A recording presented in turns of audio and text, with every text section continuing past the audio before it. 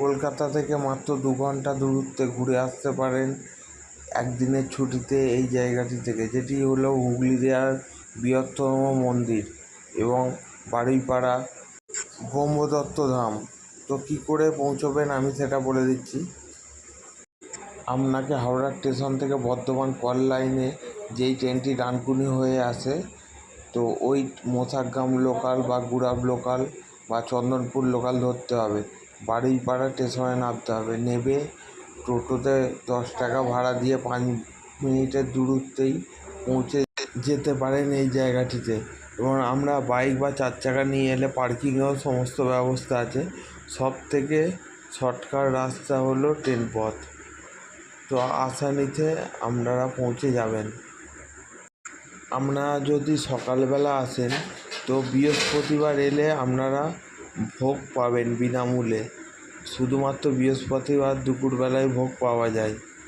তো অফ দিনে এলে সব থেকে লাঞ্চ টাইম কমপ্লিট করে বাড়ি থেকে বেরিয়ে সব থেকে বিকালের টাইমটা খুবই মনোরঞ্জন ও খুবই জমজমাটি লাগে।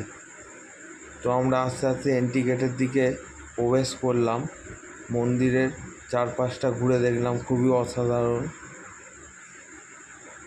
খুবই সুন্দর। পাশে বিঘে বিঘে সবুজ জমি, যেটি দেখে আর মুক্ত অক্সিজেনের পরিবেশ, যেটি খুবই ভালো লাগলো। তো আস্তে আস্তে আমরা মন্দিরের গর্ভের দিকে প্রবেশ করতে আরম্ভ করলাম। মন্দিরের ওপর থেকে মন্দিরের বাইরের প্রবেশ দ্বারটা খুবই ভালো লাগলো। আপনারা চাইলে বাইরে প্রসাদের সংগ্রহ করে ভিতরে প্রবেশ করে পুজো দিয়ে বাড়িতে নিয়ে যেতে পারেন।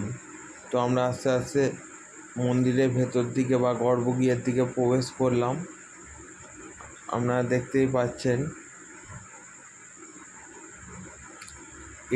এটির সঠিক নাম হলো বনমালীপুর ব্রহ্মদৈত্য ধাম, যেটি বারুইপাড়া এবং সিয়াখালা রোডের মাঝখানে অবস্থিত। তো আমরা আস্তে আস্তে ভেতরটা খুবই সুন্দর এবার খুবই সুন্দরভাবে তৈরি করা। তো ব্রহ্মদৈত্য মূর্তি আমরা দর্শন করলাম খুবই ভালোভাবে ও শান্তিপ্রিয়ভাবে। আপনারাও দেখুন 3 মূর্তি ব্রহ্মদৈত্য। তো আমরা কিছু কিছু ফটো শ্যুট করে নিলাম নিজেদের মধ্যে, খুবই ভালো লাগলো। আস্তে আস্তে ফটো শ্যুটের পর আমরা উপর দিকে প্রবেশ করলাম মন্দিরে, যেটি ওপর থেকে অপূর্ব লাগছিল। চারিপাশটা খুবই প্রচুর বড় এরিয়া নিয়ে মন্দিরটি অবস্থিত। হুগলি জেলার সবথেকে বৃহত্তম মন্দির এটি।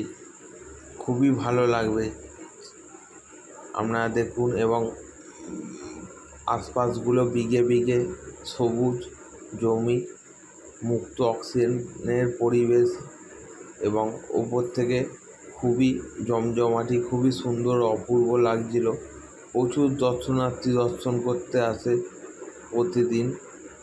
তো আমরাও উপর থেকে দর্শন বা ঘুরে চারপাশটা দেখলাম, খুবই ভালো লাগলো। তো আমরা উপর থেকে কিছু কিছু ফটো তুলে নিলাম। তো মন্দিরের ওপরটি খুবই সুন্দর বা অপূর্বভাবে তৈরি করা।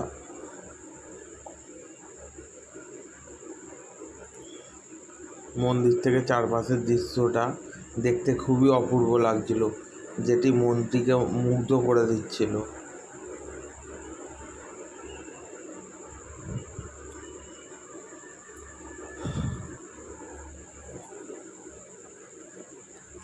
তো এবার আমরা আস্তে আস্তে একদম গ্রাউন্ড ফ্লোরে শিব মূর্তি আছে বা শিবলিঙ্গ আছে, সেটি দর্শন করতে এবারে আস্তে আস্তে নিচের দিকে গ্রাউন্ড ফ্লোরে যাব। আপনারা চাইলে এই জায়গাটা থেকে ঘুরে যাবেন, আমার ভালো লেগেছে। তো আশা করি আপনাদেরও ভালো লাগবে, এবং আমার যদি ভালো লাগে চ্যানেলটিকে সাবস্ক্রাইব করে দিও। তো আপনাদেরকে এখানকার পুজো বা আরতি টোটালটাই দেখাতে আরম্ভ করছি। এবং